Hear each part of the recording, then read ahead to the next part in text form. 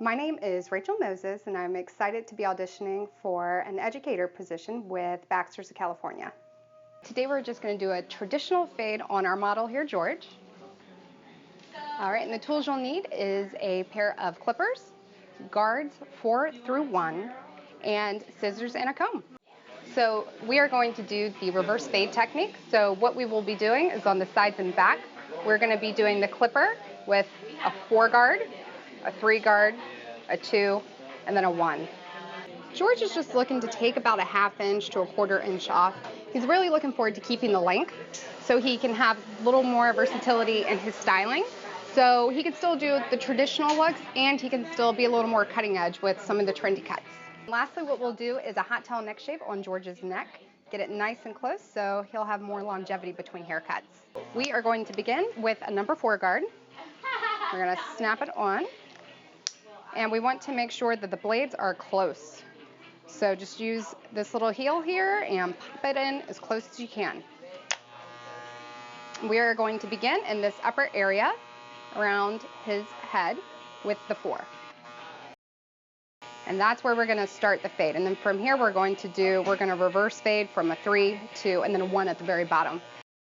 And also pay attention to the body dynamics.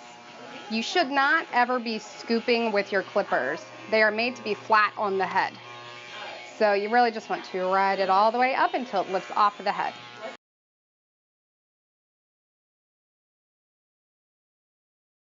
And now we're going to go to a 3 guard. And we're not going exactly right up to where we were. We're taking it probably a 1/2 inch below where you went, 1/2 inch to a 1/4.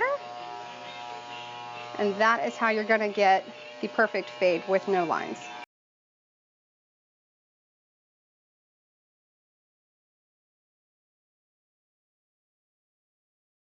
And also comb the hair down as you're going through, just so we can see if there's any hair that's sort of clumping together or anything like that. We can make sure we get a nice even cut.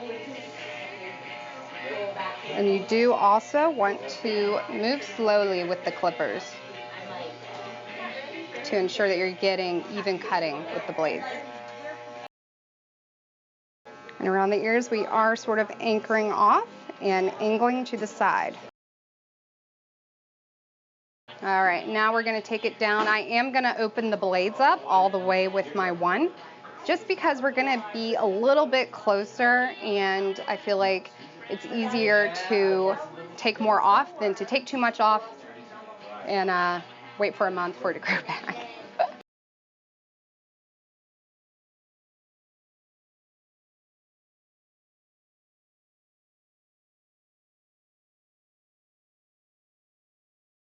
And we are anchoring off a little bit, just down in here, to get a flawless fade with no lines. Because I'm going to wet his hair down a little bit, just where I'm going to clean up a little bit of any shadowing that I see, and I'm going to dust out the shadows with a pair of thinning shears or texturizers. They're also called that. So I'm lifting it up with the comb, and I'm just touching those areas of shadow.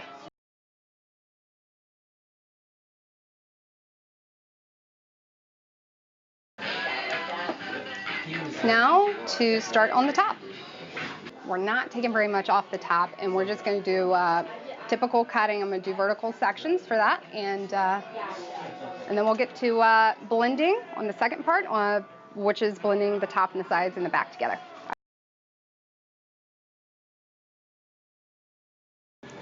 We are not using any clips, we're just using correct partings, about 1 inch in width.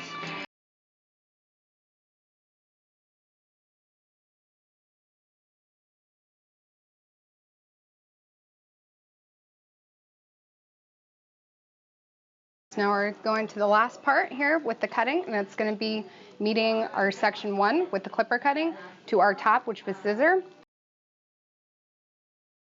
So we're taking a little bit from the top section here, and 2, we're staying with how the hair naturally falls. And we're doing palm to palm cutting. This is staying in the same theory of we're staying with how the hair naturally falls.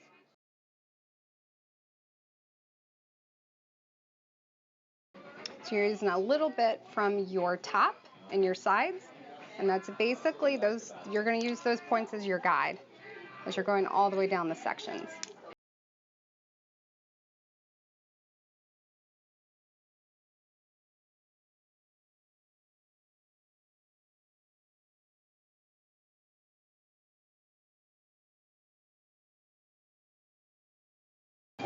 Now I'm just scissor over combing anywhere that I see shadows on the sides.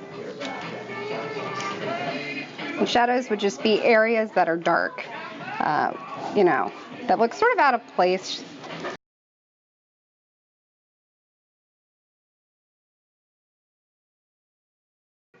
And I always save the outline, the front area, for last, just because that way you're not tied down to having it cut too short at the very beginning as you're starting your haircut.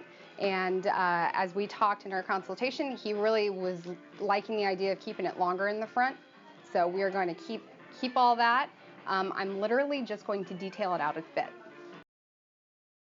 We're point cutting to leave texturized look. And then if you know, this is really up to you guys. If you feel like it looks still a little bit heavy in the front, you can sort of point cut a little bit up into the corners of the front area.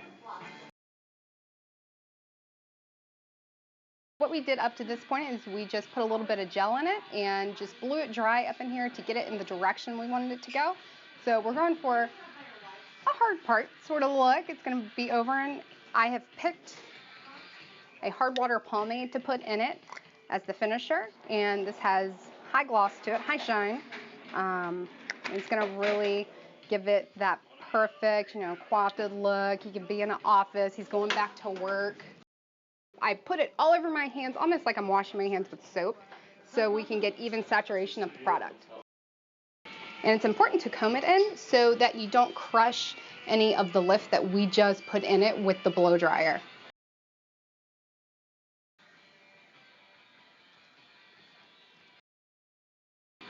Now we're going to do the hot towel neck shave. It's a nice clean. We'll get all the loose hair off of his neck, also with the hot towel we're going to put on it.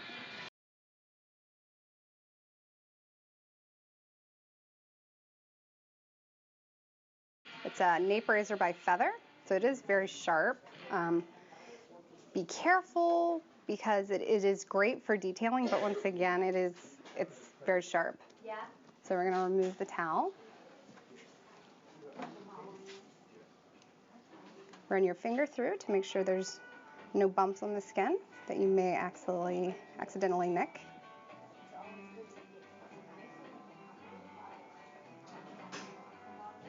And be sure not to go into his natural hairline.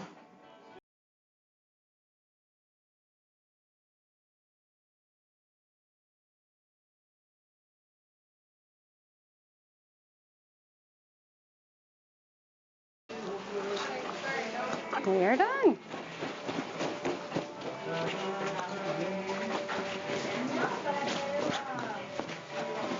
That is the reverse fade technique, and scissors on top just to take a little off, and then we did a very trendy hard part is what I like to call it, and then we finished off with the hot towel neck shave.